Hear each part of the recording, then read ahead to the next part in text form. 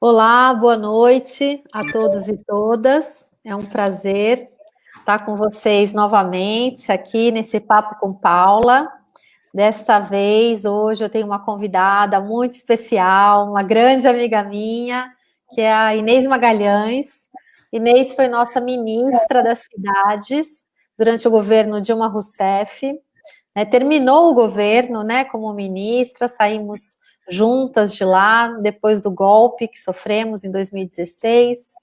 E é muito bom, Inês, te encontrar novamente. Eu sei que você está em casa, porque você já morou aqui na região, né? Morou em Santos, então conhece bem a nossa região.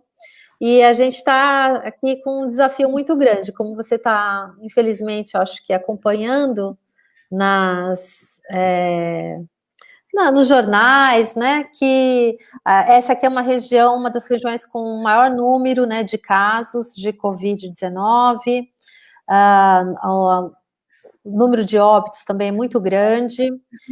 Em Cubatão, nós já estamos com quase 500 casos, 30 óbitos registrados hoje, e o sistema de saúde em colapso, Inês. Não tem mais vaga desde a semana passada, nem vaga de UTI, as pessoas estão aguardando no corredor, né?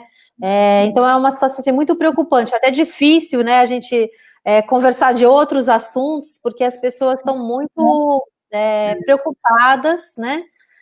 Com a disseminação dessa doença, já muitos conhecidos, né? Já que estão sofrendo, que estão doentes, ou que até já faleceram. Então, é uma situação muito difícil para todos nós. Mas a gente tem que tocar a vida, né? Então, vamos falar aqui do assunto. Como você sabe, eu te convidei hoje para estar aqui com a gente, porque eu sou pré-candidata a prefeita aqui da minha cidade, Cubatão, e eu estou usando lives, essa forma aí de discutir para tentar também colher subsídios para o nosso programa de governo, que a gente já está elaborando. Nós temos um grupo trabalhando virtualmente, com mais de 30 pessoas, e eu acho que você pode, né, contribuir muito com a gente, assim, com a tua experiência. Para quem não sabe, a Inês Magalhães, né, é socióloga, né, de formação, mas começou eu a conheci em Brasília, não conheci em Santos, apesar de você ter morado aqui, mas eu acho que quando você morava aqui, eu não estava aqui na região, porque eu fui estudar em São Paulo, né, na USP, e quando eu me formei, já fui trabalhar em São José dos Campos, então eu estava trabalhando lá no Vale do Paraíba, provavelmente.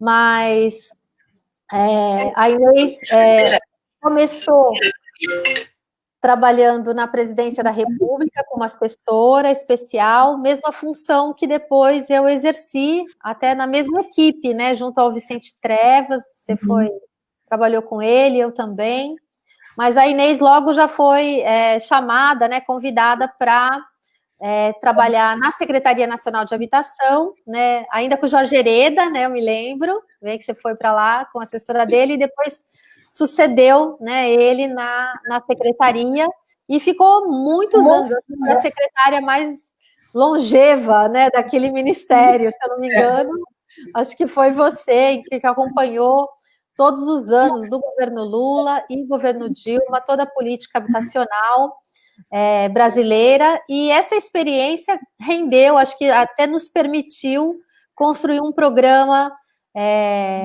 de governo que é referência no mundo, que é o programa Minha Casa Minha Vida, que é um programa de sucesso, que realmente transformou a cara, né, da nossa realidade brasileira. E que eu quero também conversar com você, como é que está isso hoje, como é que está esse programa hoje. Eu sei que ele está bastante diminuído, né, e sofrendo muito também, né, essa restrição financeira que esse governo federal nos impõe. Mas eu tenho certeza que o sucesso desse programa se deve muito a você, a tua experiência, e mais que experiência também a tua capacidade, viu, Inês, de agregar. Eu sempre percebi muito isso, a sua capacidade de agregar a equipe, agregar as pessoas, fazer esse trabalho de forma coletiva. Eu aprendi muito com você. e por isso mesmo faço questão aqui que você possa contribuir de alguma forma nessa pré-campanha que eu estou fazendo aqui em Cubatão, visando a prefeitura da nossa cidade. Então, seja bem-vinda. Eu fiz essa introdução um pouco mais longa, até para esperar o pessoal chegar. A gente já está aí com 14 pessoas nos ouvindo, e agora já vai crescendo cada vez mais. E depois depois da sua fala, eu faço uma pequena interrupção para também agradecer e comentar um pouco perguntas e comentários das pessoas presentes, tá, Inês? Então, seja bem-vinda. Na verdade, eu que agradeço, porque foi uma das boas notícias, né? Nós estamos num período onde as notícias boas são raras, então saber da tua pré-candidatura foi uma alegria, né? Não só pela relação pessoal que nós construímos em Brasília, né? Coisas que nós vivemos, acho que foi um período de muito rico nas nossas vidas pessoais, profissionais, e também um período que a gente construiu um legado muito importante para o país, né? Acho que definitivamente foram 13 anos de governo interrompidos, infelizmente, por um golpe que deixaram um legado super importante. Acho que as coisas que você fez lá, né, a habilidade que você desenvolveu lá também como gestora, né, é uma habilidade que vai ser muito útil aí como prefeita, como pré-candidata e como prefeita. Eu acho que, na verdade, né, você estava falando de coronavírus e falar de habitação tem muito a ver com refletir quais são os desafios que quem assume, né, a prefeitura de qualquer lugar, não só do Brasil, mas do mundo, vai ter no próximo período. A única certeza que a gente tem é da incerteza, né? Quer dizer, nós temos um cenário de incertezas que vão demandar uma capacidade de inovação, né, de articulação, que eu acho que você certamente já mostrou que sabe fazer, né? Obrigada. Ele, né, Paula, ele nada mais fez do que escancarou uma questão com a qual nós já tínhamos o desafio de lidar, que é a questão da desigualdade, né? Sim. Acho que você vive, né, a Baixada Santista, né? Ela tem também no seu, né, no conjunto das suas cidades, você vê também a orla da praia e as palafitas, né? Como a palafita, eu acho que é a condição habitacional mais séria, que a gente deve encarar com maior seriedade, no sentido de resolver, porque realmente é uma condição de habitação que nós não poderíamos estar no século XXI aceitando no estado mais rico do país. É verdade. Eu acho isso que você está falando é muito importante mesmo. Eu acho que, além da desigualdade, outro fato assim, que essa pandemia escancarou, a crise, né, na verdade, sanitária, é a necessidade de coordenação, né, das cidades. Que já era uma coisa muito presente na área da saúde, porque o SUS é um sistema único, um sistema regionalizado, e a gente viu que as demais políticas também precisam ser trabalhadas assim, até para facilitar o enfrentamento da desigualdade, né, que a gente tem numa região como a nossa, que é uma região ao mesmo tempo tão rica, né, a Baixada Santista, e tão pobre, né, por carregar ainda tantas mazelas sociais em territórios assim tão abandonados, né? perto de outros que são um dos maiores PIBs, né, do país. Não, e acho que assim, a tua experiência, né? Você foi uma das pessoas que teve a responsabilidade de acompanhar a questão do Estatuto da Metrópole, né? Dentre o trabalho de articulação que a Secretaria de Assuntos Institucionais fazia em Brasília, um deles foi esse, que é uma coisa fundamental. Infelizmente, isso se esvaziou, mas acho que está absolutamente na ordem do dia, e qualquer gestor, né, qualquer prefeito vai ter que exercer uma liderança e articular o conjunto dos municípios para enfrentar a crise econômica e para enfrentar sequelas que certamente a crise sanitária do coronavírus trará, né? Acho que a gente tem, né, uma situação que, assim, você tinha uma agenda do câmbio climático, que já era uma agenda onde o município tem um papel super importante, né?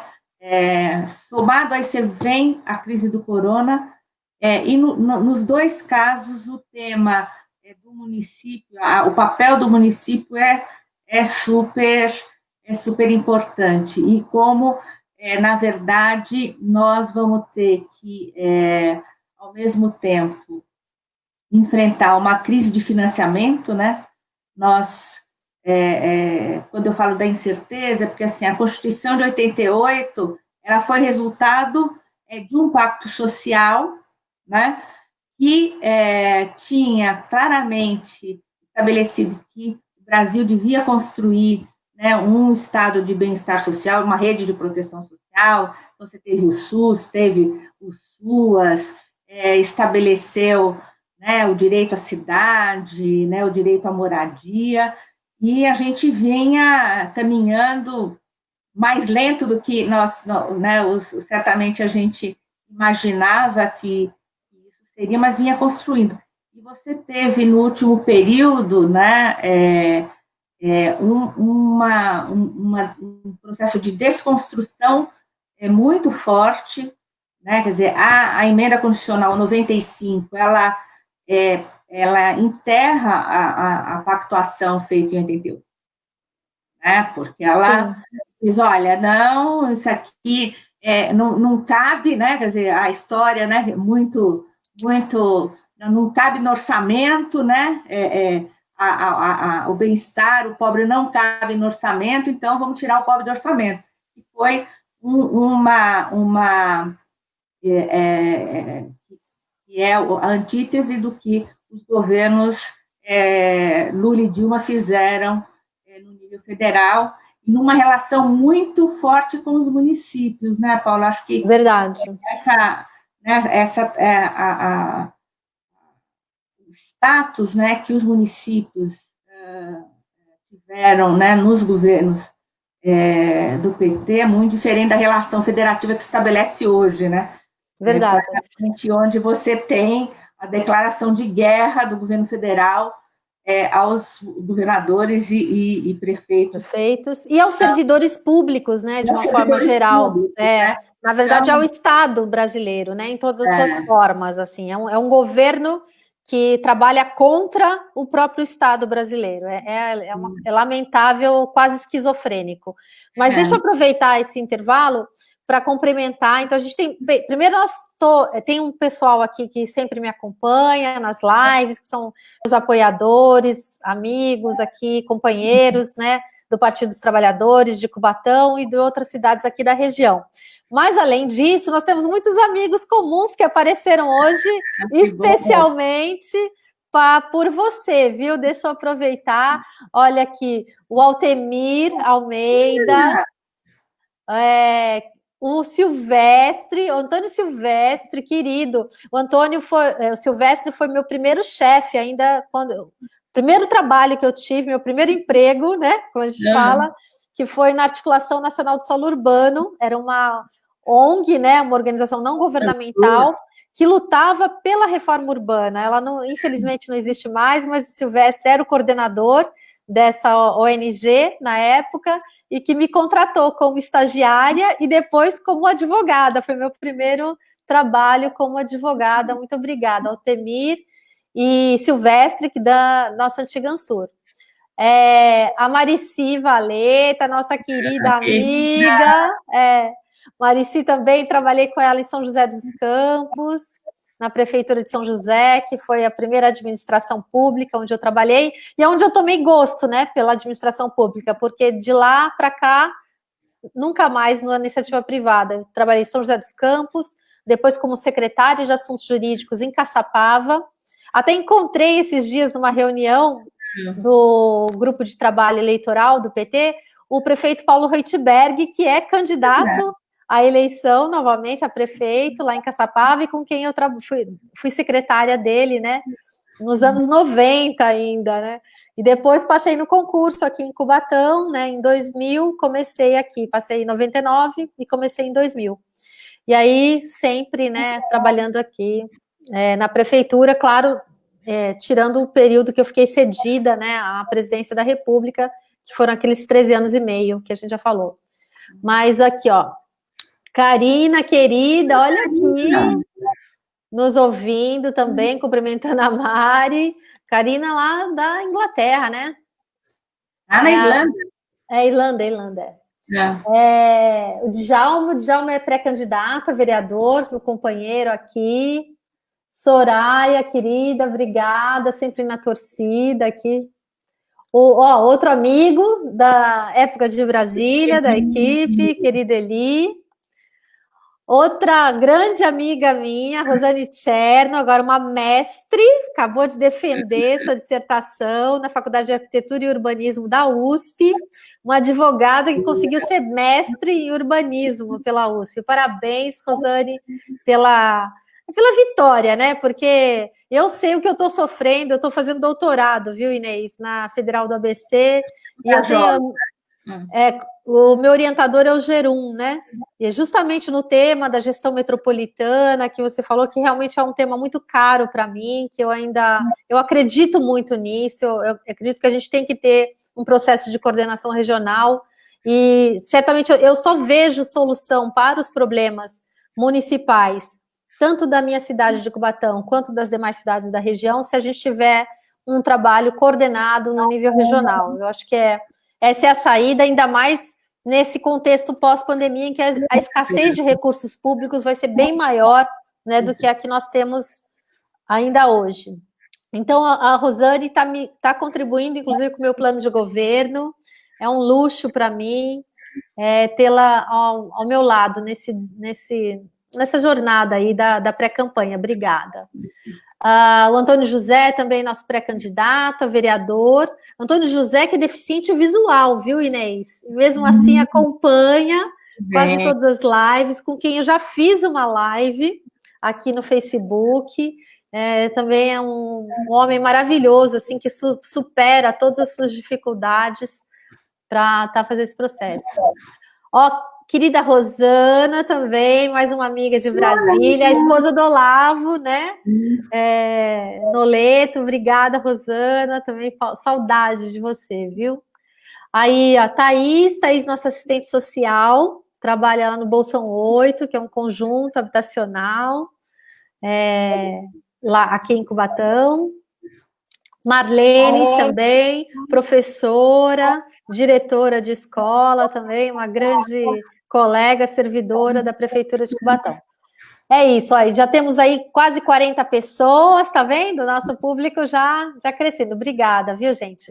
Mas vamos então, né, procurar, porque o tempo passa muito rápido aqui, quando a gente vê, já foi o nosso tempo. Falar um pouco, né, a gente escolheu um tema, que foi o tema das políticas habitacionais, né, pós-pandemia. Eu acho que a gente pode até abrir aqui, que eu propus para a Inês falar das políticas habitacionais na pandemia. Ela falou, Paula, é muito difícil a gente pensar, né, em política habitacional agora, né? Então vamos falar do pós-pandemia, que o nosso desafio é muito maior. E a gente está vivendo aqui em Cubatão uma situação difícil, queria até comentar, até para me solidarizar com as pessoas. Como você sabe, né, a gente tem uma grande parte do nosso território área de proteção ambiental, são áreas irregulares, né, do ponto de vista fundiário, ainda que necessitam de regularização fundiária, e algumas pessoas, porque estavam em áreas de risco, até durante os nossos governos, foram, em parceria com o CDHU, removidas, né, principalmente ali da encosta do Serra do Mar, para conjuntos habitacionais que foram financiados pela CDHU, que é a Companhia de Habitação do Estado. E para fazer esses financiamentos, a CDHU ela acabou enquadrando essas pessoas que eram autônomos numa renda que hoje elas não têm mais, né? Então elas estão passando por muita dificuldade porque não estão tendo condições de manter o condomínio, a prestação, água, luz e todos os encargos, né, que recaem sobre essa unidade habitacional nesse momento da pandemia.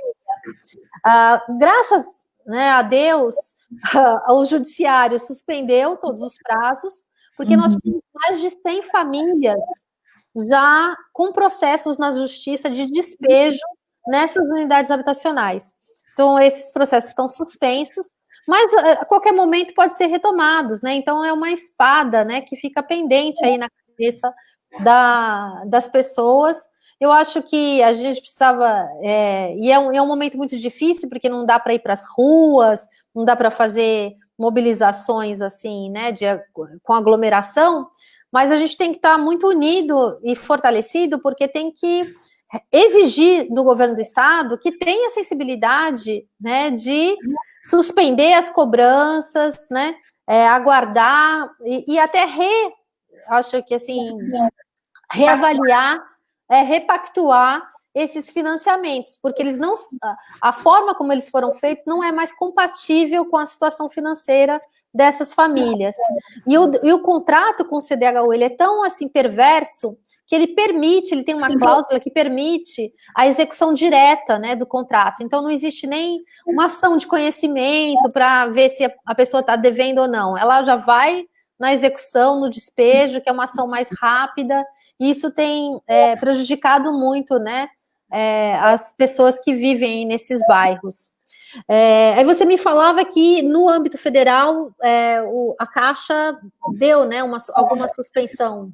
Eu acho que assim, o tema, né? Acho que a gente a crise sanitária, né, causada pelo coronavírus, acho que ela tem duas agendas, né? Quer dizer, a agenda atual, né? Quer dizer, falando no mundo todo, foi essa. Quer dizer, vamos fazer uma paralisação, não só dos despejos, mas em algumas cidades, em alguns países, você teve quase que uma quarentena também dos aluguéis, das prestações. No caso do governo federal, no caso do FGTS, você teve a possibilidade de parar, né, de ter 2 ou 3 meses de suspensão da prestação e você joga ela para o final do contrato. Acho que isso é uma coisa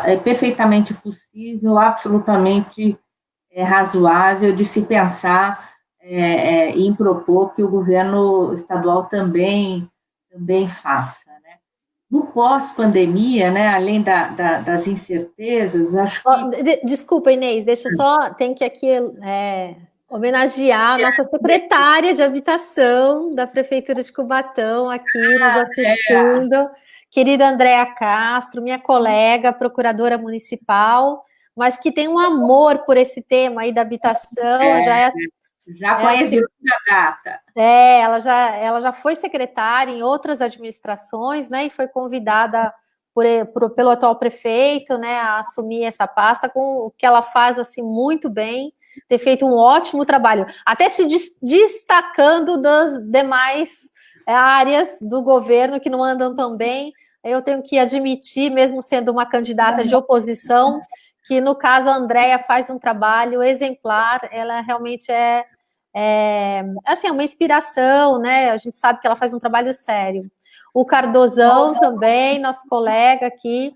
Mônica Viana, também colega arquiteta, professora, da Unisantos, a universidade aqui, também coordenadora, acho que do curso de mestrado, se eu não me engano, de urbanismo também aqui da Unisantos.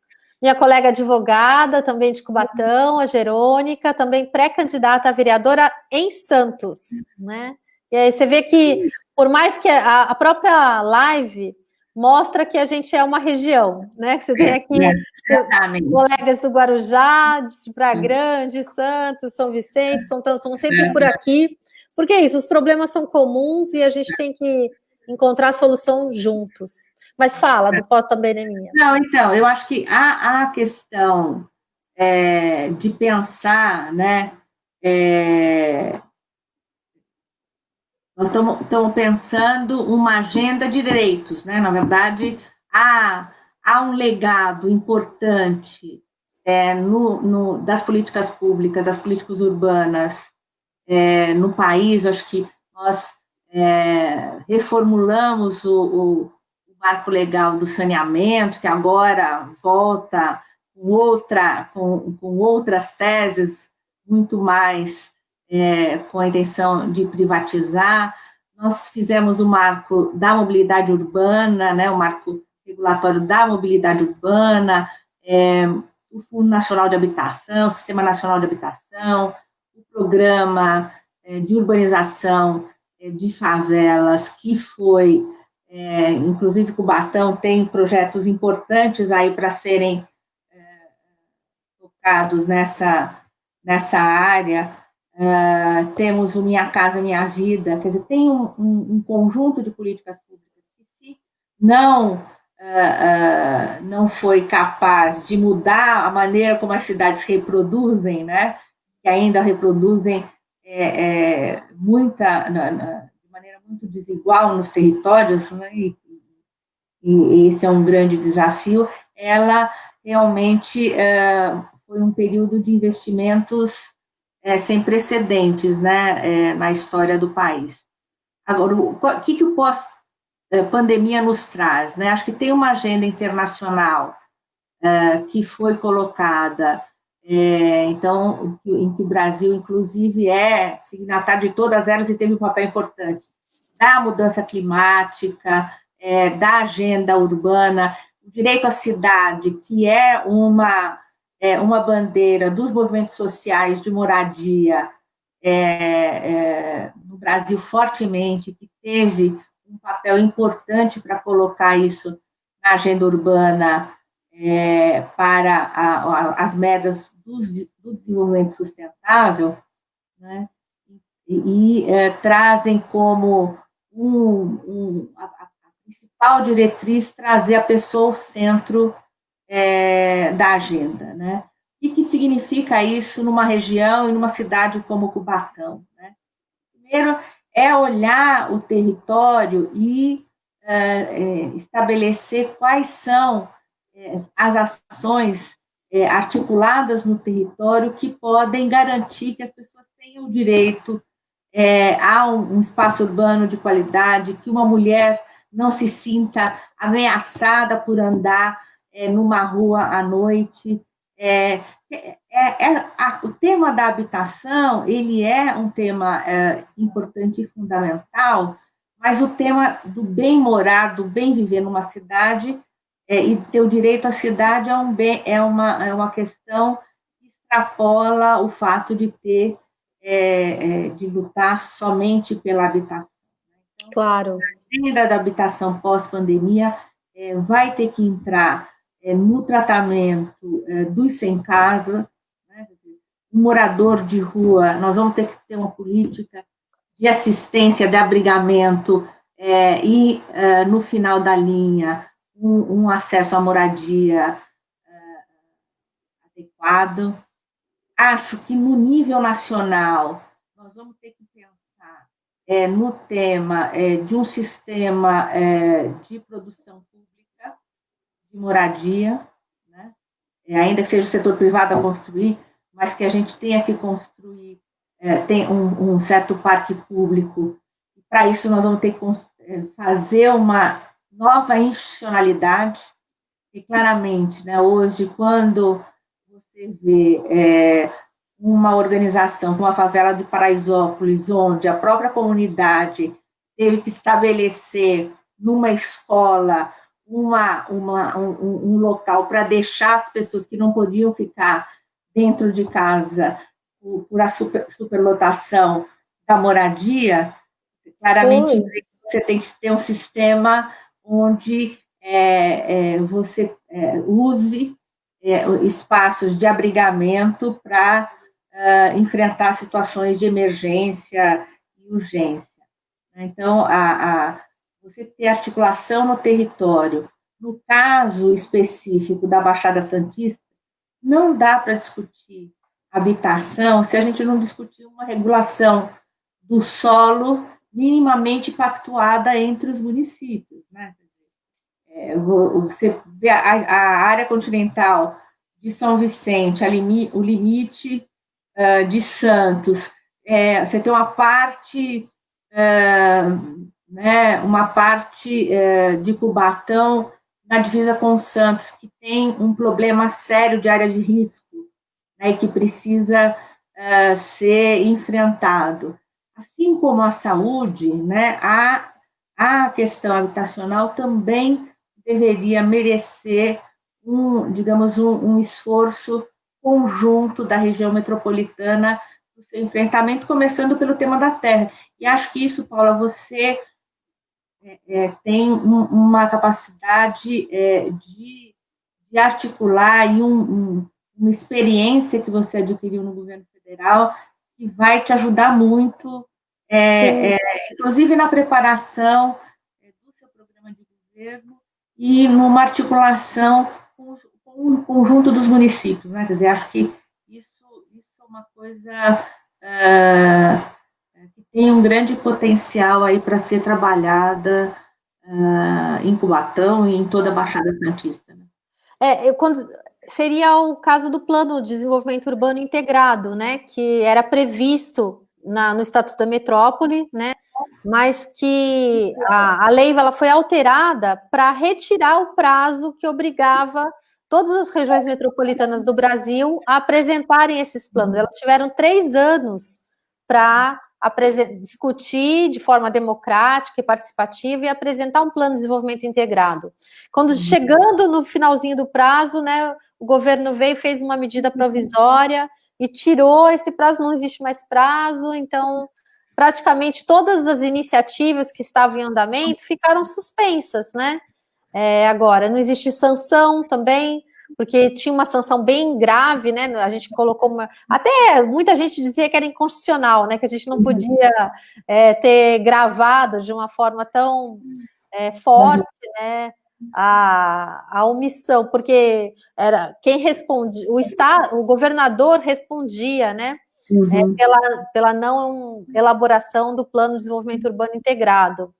E isso acabou sendo retirado da lei, mas acabou enfraquecendo muito a lei. Uma lei sem sanção, você sabe, né? Uma lei que depende da vontade, né? De cada um, cumpre quem quer, quem está afim. Então, realmente é muito difícil. O que eu percebo, né, que qualquer iniciativa de coordenação, ela tem que envolver um recurso financeiro para motivar, para atrair investimentos, né? É o famoso spending power, né? Você tem a força do dinheiro, do gasto, né? E aí o papel do governo federal, que tem a maior parte da arrecadação, né? E de forma justa, eu não sou daquelas que faz esse discurso fácil, né? De que os municípios têm que ter a maior parte do bolo. Não acho, não. Eu acho que a União tem que ter a maior parte da arrecadação, porque cabe a ela o papel redistributivo. Porque se a gente descentraliza a arrecadação de impostos, né, mesmo com o discurso de garantir maior autonomia, na verdade, a gente está garantindo autonomia para as regiões ricas, né? E independência para as regiões pobres, porque quem é rico vai arrecadar cada vez mais e quem é pobre vai arrecadar cada vez menos. Então, a gente tem que ter mesmo a União fazendo esse papel de arrecadar e redistribuir para quem mais precisa, né, para as regiões mais vulneráveis. Mas acho que essa repartição de tributos, ela não podia ser feita da forma que é hoje, só com base em população, em renda per capita, mas sim condicionada a determinados investimentos e transações, quer dizer, financiando programas, eu acho muito na linha do que o Sistema Único de Saúde faz, né? Ele financia pelo leito, pela né? Pelo fazer, pelo serviço público que está sendo prestado. No caso da habitação, poderia se pensar, porque, na verdade, hoje, isso, as cidades dormitório, né, são um fenômeno. Você tem uma população que trabalha em Santos e mora em Cubatão, mora em São Vicente, que trabalha no Porto e mora em Cubatão, enfim. Isso acontece naturalmente. Se você tivesse, através de uma legislação de desocupação do solo, que tivesse funções complementares, e você pudesse estabelecer fundos específicos para infraestrutura, por exemplo, né, que é o grande desafio, né? Qual é hoje o tema que o coronavírus escancara, né? Quer dizer, a desigualdade que se reflete ou na falta de moradia, ou uma inadequação da moradia, e, inclusive, na falta do acesso à água, né? Quer dizer, fique em casa e lave as mãos, né? E para uma parte não pequena da população do país e do Cubatão e da região metropolitana aí, da Baixada Santista, você não tem uma condição de moradia adequada, você não tem o acesso à água. E tem essa questão do esgoto, né, Inês? Porque a Fiocruz identificou que o vírus também ele se encontra, digamos assim, não digo vivo, porque vírus não é vivo, mas assim, ativo, né? Eles falam, o vírus está ativo no esgoto. Então, todas as regiões sem saneamento básico são potencialmente mais contagiosas, né, do que outras regiões. E aqui o saneamento básico na região da Baixada Santista não é uma coisa bem resolvida, é muito mal resolvida, né? Nós temos regiões assim que não tem, né, nenhum tipo de tratamento de esgoto, percentual baixo, São Vicente, Cubatão, né? E mostra como essa questão da política também de meio ambiente tem que estar muito casada com a política habitacional. A gente divide muito esses setores, né? Tem uma política de proteção ambiental e uma política de desenvolvimento urbano que às vezes até são conflitantes. Isso não dá mais, né, para pensar dessa forma. Eu aproveito para mostrar aqui já algum comentário do Wagner, né? Que ele acha que a necessidade de uma limpeza dos manguezais, replantando as áreas em torno dos rios, praias da região, para a saúde e bem-estar. Claro, perfeitamente, a gente tem que procurar um modelo de desenvolvimento urbano que seja sustentável do ponto de vista ambiental. Cubatão, você sabe, tem sequelas, né, ainda hoje muito fortes dos anos 70, da época que nós éramos conhecidos como Vale da Morte, como a cidade mais poluída do mundo, e a gente não, de forma alguma, pode permitir retomar, né, esse tipo de investimento, né, que é tão poluente. O Vanderlei do Guarujá, nosso companheiro do Guarujá também, que está sempre aqui nos prestigiando. Aproveitar também aqui o comentário da Mônica, falando do plano de desenvolvimento, o PDUI, o apelido, né, para quem não é do ramo, do Plano de Desenvolvimento Urbano Integrado, que é fundamental, né? A extinção da Emplasa, né? A Emplasa tem um acervo que assim, me preocupa muito, né? Quer dizer, de uma qualidade, né?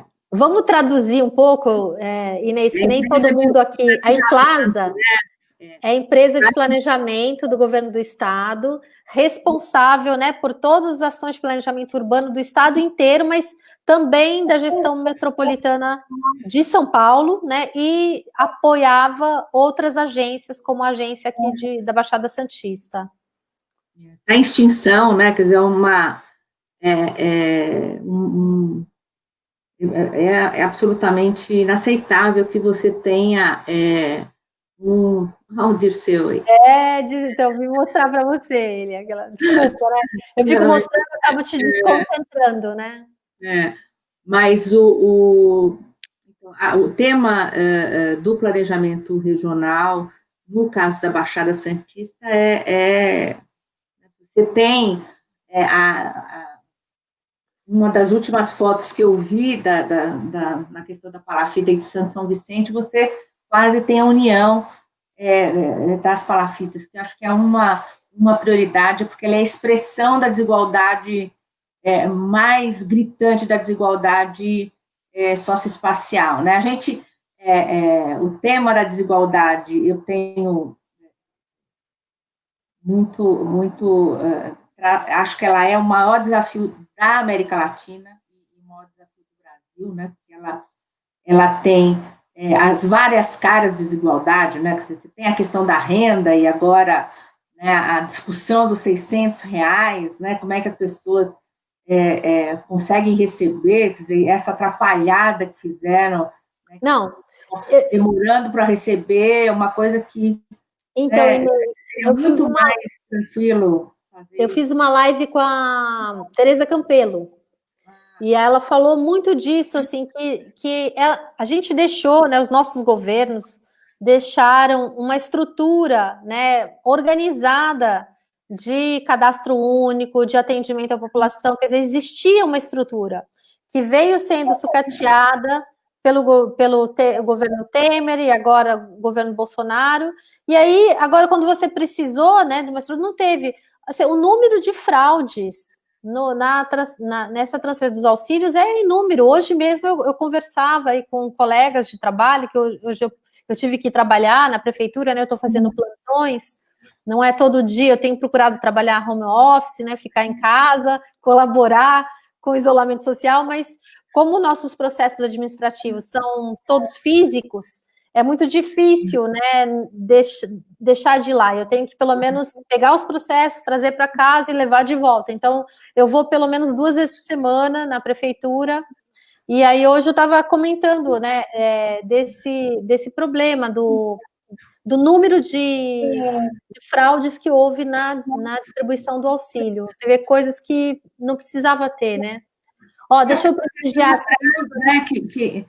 Na verdade, foi uma conquista, né, da rede de assistência, que seria uma porta de entrada muito mais legítima para poder atender as famílias, né, que poderiam fazer muito mais tranquila. E é muito casado com habitação, por exemplo, os programas habitacionais, eles têm que colaborar no cadastramento, né, das pessoas, né, na assistência social e vice-versa, né, os cadastramentos das assistências sociais têm que colaborar na escolha e seleção dos beneficiários das unidades habitacionais, ou seja, a gente tem que essa coisa da intersetorialidade, né, uma administração pública eficiente, ela não pode trabalhar de forma fragmentada, ela tem que trabalhar com muita coordenação. Olha, a gente tem mais gente famosa aqui nos prestigiando, ex-prefeita Márcia Rosa de Cubatão. Obrigada, Márcia, ela está muito feliz de ver o nosso debate aqui. Aí o Patrick e a Rosane namorando, como sempre, aqui no meio da... grande Patrick, obrigada também pela presença. A Andréia aqui de Castro, nossa secretária, voltou a falar que a Emplaza era uma empresa responsável pelo nosso plano regional de habitação, né, que estava sendo realizado junto à Câmara de Habitação da AGEM, que é a Agência Metropolitana da Baixada Santista. E aí, com certeza, assim, faz muita falta. O que a gente sabe é que por quê, né? Por que acabar com a Emplaza? Se é uma empresa pública até tão enxuta, né? E que responsável por tanta coisa, né? Eu acho que é falta de visão mesmo, a curto prazo, é aquela visão imediatista, né? De fazer só o que dá voto agora, é aquela coisa, ninguém quer fazer o investimento no saneamento, porque ninguém vê, né? Drenagem, quer fazer só aquilo que aparece. Me parece uma irresponsabilidade mesmo a extinção dessa empresa. Aqui, ó, isso que eu queria te mostrar, ó, Wilson boa noite, dizendo aqui que o povo de São Vicente é muito grato a você, Inês, que deu condições para que a cidade de São Vicente tivesse um avanço na questão habitacional. Nunca se produziu tantas moradias populares como na época dos nossos governos. Obrigada, Wilson, pelo depoimento aí. Legal. Então, mas digna, e agora? Você está fazendo o quê, Inês, depois que você saiu do... Olha, eu, na verdade,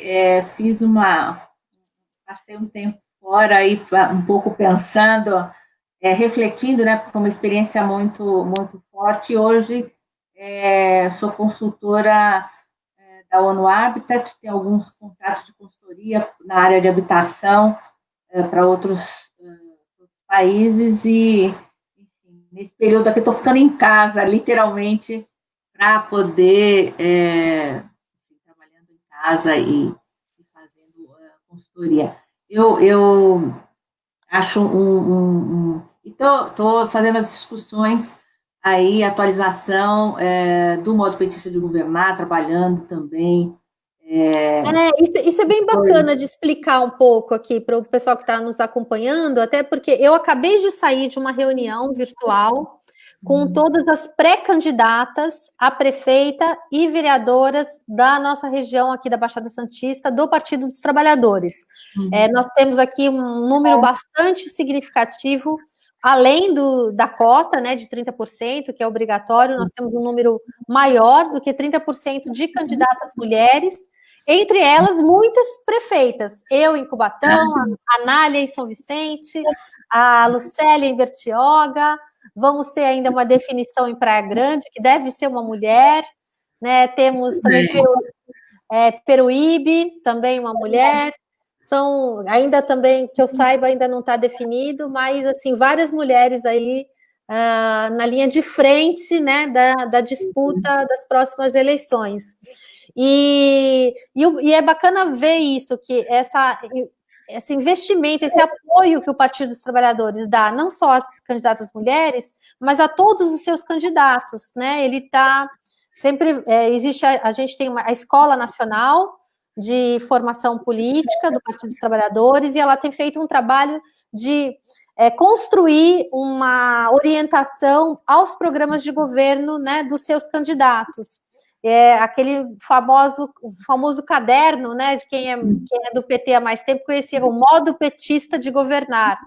Então, a Escola Nacional está fazendo um esforço de rever esse trabalho, né, que é um trabalho já de alguns anos, que vem sendo revisto já há alguns anos, mas agora fazer uma revisão com mais fôlego, até porque eu acho que a nossa situação mudou, os desafios colocados para a administração pública são outros, né, ainda mais nesse contexto que nós estamos vivendo hoje, da pandemia e do pós-pandemia, com certeza. E aí você está trabalhando... Dia 28 vai ser lançada a Jornada Nacional de Formação, né, que são para os candidatos a vereador e a prefeito. E a ideia é que nós tenhamos uma atualização do que seriam os eixos do modo petista de governar. Na verdade, você tem a geração, você tem um ciclo geracional de políticas, né? A pandemia vai colocar aí a necessidade de rediscussão, inclusive das políticas mais tradicionais, né? O governo, a candidatura Lula-Haddad para o governo federal apresentou a proposta da transição ecológica como uma estratégia onde você traz para a questão da gestão, da economia, o tema do câmbio climático, que é uma agenda que todo município vai, de alguma maneira, ter que enfrentar, seja na discussão da poluição, né? O Batão isso já teve um peso muito, muito grande, a poluição do ar, da destinação do lixo, da mudança, da matriz energética da mobilidade urbana, que hoje é um nó. Pense a Baixada Santista como uma estrutura de mobilidade urbana multimodal adequada. Você ia ter um enfrentamento da questão habitacional com muito mais facilidade. Se você pudesse ter uma ocupação adequada, não predatória, da área continental de São Vicente, da área continental de Santos. Se você tivesse uma pactuação e um sistema de mobilidade metropolitano que incluísse os vários modais, isso seria uma coisa perfeitamente possível. E acho que essa é um desafio do próximo período, né? Como incorporar na agenda uma maneira de estabelecer, seja na economia, seja na mobilidade, uma outra racionalidade, né? O Papa Francisco, né? O nosso Papa Pop, ia fazer em abril uma discussão sobre a economia de Francisco, né? A economia de Francisco, que nada mais é do que você estabelecer uma outra racionalidade, né? No desenvolvimento rural, o tema da agroecologia como uma estratégia muito mais adequada de produção dos alimentos, né? Com não só do ponto de vista de ser saudável, mas do impacto da natureza. O tema da qualidade do consumo, né? Quer dizer, como é que você dá uma racionalidade para o consumo. O tema do trabalho adequado, né?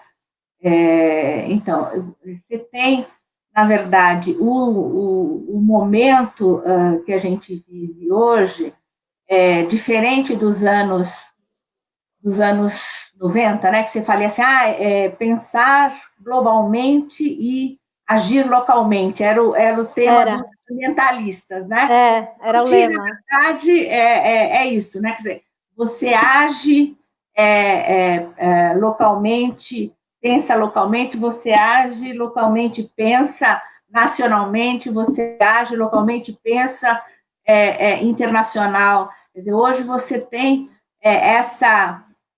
digamos, essa articulação entre o local e o global muito, muito, muito mais fácil e imprescindível, né? Que você, o prefeito hoje participa da construção de uma agenda global e tem a obrigação ou o papel de ser uma liderança local e regional na condução do seu governo, né? Acho que essa também é um papel, quer dizer, a gestão, a dimensão de ser um bom gestor é a dimensão de poder conduzir um processo, liderar um processo no município. Acho que isso, Paula, essa capacidade que você já demonstrou no governo federal e um treino de mais de 10 anos te deu, vai ser muito, muito útil nessa sua nova empreitada, assim, né? Esse desafio que você... Mas com certeza, assim, eu acho até... eu nunca pensei, sabe, antes, né, em ser candidata a prefeita, mas depois da minha experiência no governo federal, e lembrando que eu fui trabalhar lá, fui no jurídico, né? Eu fui na assessoria de assuntos jurídicos, eu era a subchefe adjunta ali do Toffoli, né, que hoje é ministro-presidente do Supremo, né, eu era adjunta dele, mas assim, quando eu tive a oportunidade de me envolver com aquele projeto de lei, da lei dos consórcios, eu gostei tanto do tema, e do potencial que, para mim, até hoje, eu acredito que aquele instrumento tem, né, de desenvolver políticas públicas integradas no território, que aí eu falei, o Vicente falou, Paula, vem para cá, né, vem para assuntos federativos, porque, e eu até brinco com ele, que eu deixei de ser uma administrativista, né, que eu trabalhava muito com direito administrativo, deixei isso para virar uma constitucionalista, né, porque aí é o direito constitucional, é o pacto federativo, né, e realmente, a partir dessa experiência, lá em Brasília eu já pensava, eu vou voltar para Cubatão e vou ser candidata a prefeita. Eu sempre pensei isso. E aí, graças a Deus, deu certo, né? Eu voltei, tinha um ambiente aí fértil, né? Aberto, né? Também agradecer aos meus companheiros de partido, que mesmo tendo pouco tempo, né, na cidade, de caminhada junto com eles, né? Porque eu fiquei muitos anos fora, são mais de 13 anos, né? Fora da cidade. Mas eles me receberam e depositaram é uma confiança, né? Você representar um projeto, né, na cidade. Então, eu aproveito, assim, até para agradecer aqui meus companheiros de partido que estão aqui, ó. O Lídio também está aqui, pré-candidato a vereador. O João Garçom lá da churrascaria Vila Nova também. Hoje, inclusive, eu escutava um áudio dele no grupo, muito lindo, do João, falando que ele não tem vergonha de admitir que está fazendo a 6ª série agora pelo EJA, ele já tem 66 anos, então está estudando e é nosso candidato. Vou fazer uma live com ele na sexta-feira, aproveito para convidar todos, porque ele é um cara maravilhoso também, que é muito bom a gente poder conhecer pessoas como ele.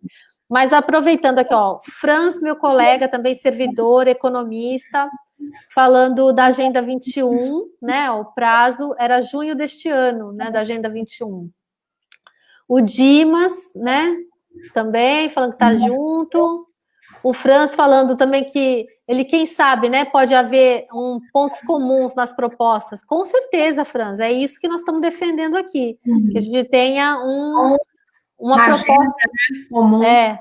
Uma proposta mais integrada, né, de todas as políticas. A Andréia falou isso também, deixa eu até resgatar aqui aqui, ó, essa. A Andréia fala que ela acredita que a saída para a questão habitacional seja justamente a criação de um sistema único, né, a exemplo do SUS e do SUAS, que é o Sistema de Saúde, e o Sistema Único de Assistência Social. A Mônica também, nossa professora, né, arquiteta, urbanista, e falando da Cubatão, tem uma Agenda 21 muito interessante, olha. Todavia, o plano diretor do município é de 98. Portanto, verdade, Inês, nem te falei isso, né? É uma vergonha. O Estatuto da Cidade exige, né, que todas as cidades façam a revisão do seu plano, pelo menos a cada 10 anos. Infelizmente, nós estamos já há mais de 20 anos sem plano diretor, não é sem plano, desculpa, sem uma atualização do plano diretor na cidade, né? A nossa prefeita Márcia Rosa até tentou, ela fez um estudo, um projeto, mas não foi na época, né, por rivalidades políticas, né, com a maioria, né, dos vereadores na Câmara, o projeto não foi aprovado, e aí ficou por isso mesmo, e até hoje, né, ninguém fez mais nada, infelizmente. Então, você vê como é que a gente tem que... O instrumento, ele não resolve todos os problemas, mas é um instrumento fundamental, inclusive para encarar o tema do financiamento da cidade, né? Isso. Da habitação, onde é que é o lugar... Um instrumento não só técnico, mas um instrumento de mobilização da sociedade. Se ele for feito de forma participativa, né, ouvindo a população, ele é um instrumento poderosíssimo, porque ele vai fazer a cidade se comprometer, os vários segmentos da comércio, indústria, sociedade civil organizada, se comprometer com um novo plano de desenvolvimento. Eu acho que isso é o básico que nós precisamos fazer em Cubatão, porque, como você sabe, a cidade de Cubatão, ela ficou muitos anos apostando todas as suas fichas na arrecadação do polo petroquímico de Cubatão, né? O ICMS é o que mantinha, né, toda a infraestrutura, né, todas as políticas públicas da prefeitura. Hoje, essa arrecadação ela ainda é poderosa, mas ela é decrescente, ela é cada vez menor, e também o próprio perfil da indústria, em razão da automação, é um perfil que cada vez emprega menos pessoas.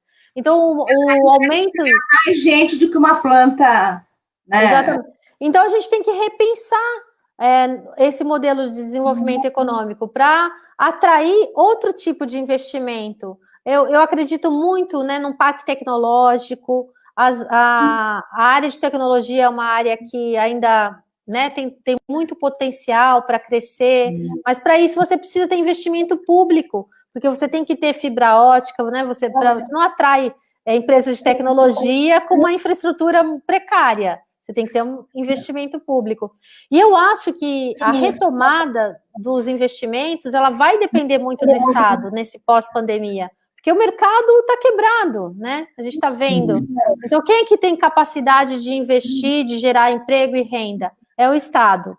E eu acho que a gente vai precisar se articular para isso, criar frente de trabalho, reforma dos próprios, para poder empregar, né? O Lídio, que eu falei para você, ele tem uma proposta muito interessante aí de contratar as associações comunitárias em cada bairro, criar frentes de trabalho, né? Como uma ideia de geração de emprego e renda, né? Colocação, né? Não é nem emprego, mas postos de trabalho, pelo menos, para que as pessoas possam sobreviver. Não, eu acho que assim, a discussão sobre o mundo do trabalho, ela é uma discussão muito, muito importante, né? Você tem hoje municípios com experiências muito interessantes de moeda local, né? Que você incentiva o comércio local, as premissas do cooperativismo, da economia solidária, são estratégias são legítimas e muito, muito interessantes e que, num período como esse, devem ser utilizadas, né? A pandemia, na verdade, mostrou mesmo aos liberais que defendem o Estado mínimo que o Estado tem que estar presente, e é ele que, na verdade, garante os parâmetros tanto para os indivíduos, para as pessoas, garantia de direitos, como também para o pequeno e médio comerciante, investidor. Né? Hoje, perfeito. Sem o socorro do Estado, né? As pessoas falam do Estado, mas, bom, cadê o Estado que vai me ajudar a ter acesso ao crédito e manter os empregos como uma estratégia fundamental para você tirar o país aí de um cenário econômico que será, segundo aí a projeção, mais grave do que a crise de 2008, né? Então, acho que estratégias muito fortes. Então, a gente já está chegando no final, você viu, eu te falei que faça rápido, já temos mais de uma hora aqui de debate, de live, então estamos terminando. Antes de terminar, não posso deixar de agradecer a presença da Elis, também Elis é arquiteta, também nossa pré-candidata, vereadora na cidade, tá valente, porque ela estava comigo lá na reunião, saiu da reunião, veio para a live, obrigada, Elis, pelo esforço, né, pela militância. E a Elis, ela estuda e trabalha muito com o tema da preservação de patrimônio histórico na nossa cidade, né? E ela está falando aqui, ó, que urbanizar e promover infraestrutura pode ser um caminho, né, para termos um território escasso para crescer. Quando não temos território, quando não tem território. A Rosane deixa uma pergunta final aí, que talvez nas suas considerações finais você possa falar se a gente acredita que essa crise sanitária vai contribuir para o aumento do déficit habitacional do país e como enfrentar a situação. Aqui a Márcia também agradecendo o seu trabalho, Inês, e a sua dedicação, né? Em tratar das demandas lá aqui em Cubatão, né? Ela está falando que foi muito grata. O desmonte aqui da política, o Carlos falando, é total. Ele está falando que foi bom demais dialogar e cientificar e atuar as propostas, né, do governo Lula e Dilma, sucesso nas candidaturas femininas, isso mesmo. O Vanderlei, olha lá, o Vanderlei do Guarujá também te agradecendo. Você tem muitos fãs por aqui, viu, Inês? Por intermediar líderes comunitários, um grande encontro com Lula e Dilma, né? Nossa agenda nos primórdios de vias férreas. Surgiram as ideias do VLT e essas questões. Deixa eu ver, eu acho que eu já não sei se eu tinha mostrado já da Andréia, dessa resposta que ela dá à questão dos mangues, né? Como é importante equacionar essa questão ambiental com habitacional, né? Que uma depende da outra. Isso aqui eu já mostrei. Deixa eu ver. Já. Aí mais aqui também o Leandro. Leandro também é um colega, trabalha na Petrobras, também pré-candidato a vereador, né? Não pelo Partido dos Trabalhadores. Você vê que a gente tem aqui até uma live suprapartidária, outros colegas participando. Obrigada, Leandro, pela presença.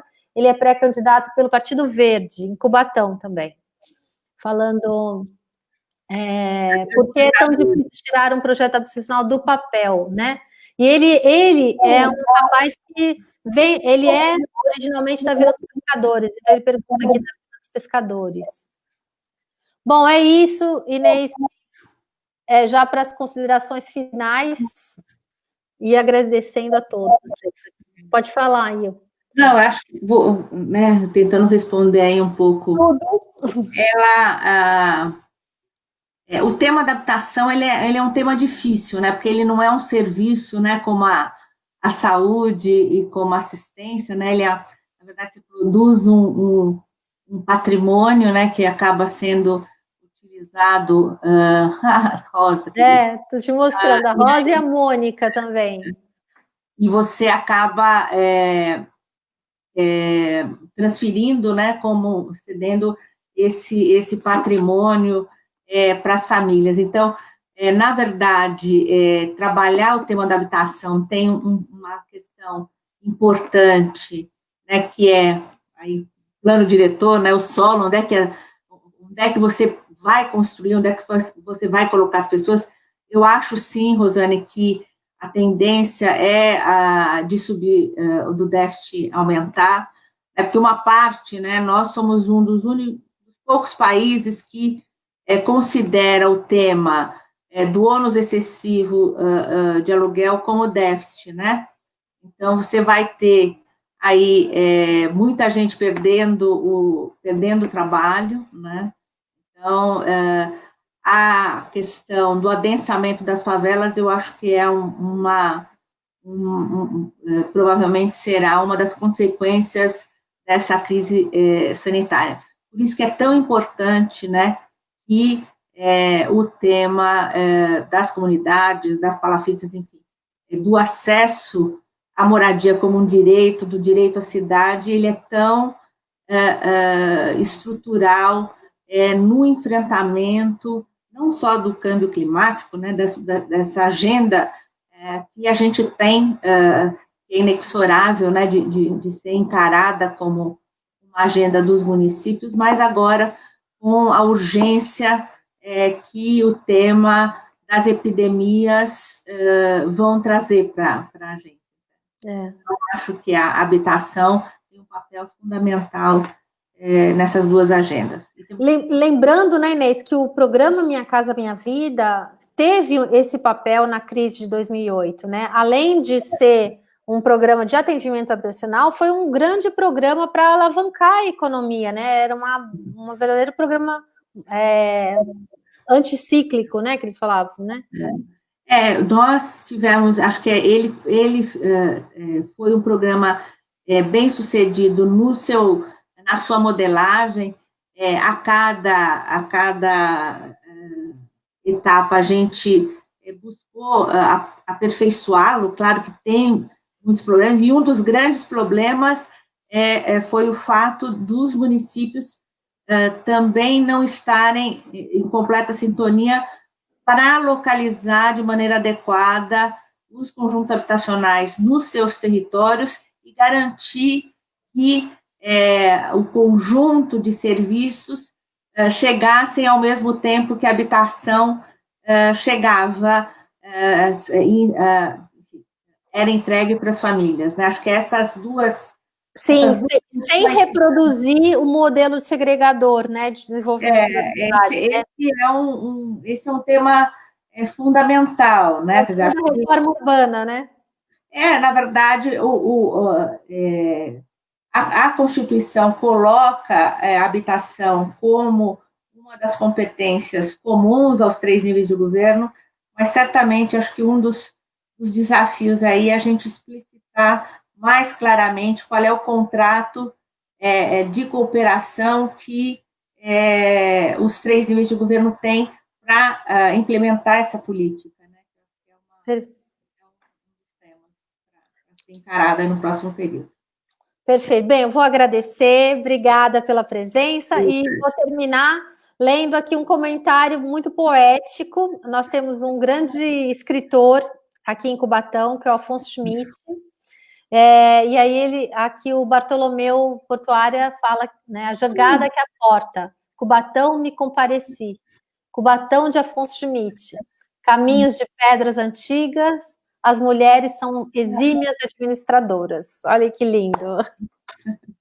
Obrigada, viu, pelo seu comentário, Bartolomeu. Então, obrigada, Inês, obrigada a todos pela presença. Nós tivemos aqui muita gente participando, é muito bom estar com vocês. E voltamos aqui no Facebook na sexta-feira para outro Papo com Paula. Na quarta é lá no Instagram. Quem puder também me seguir lá no Instagram, eu agradeço. Beijo. Tchau, Paula. Boa sorte. Tchau. Obrigada. Tá.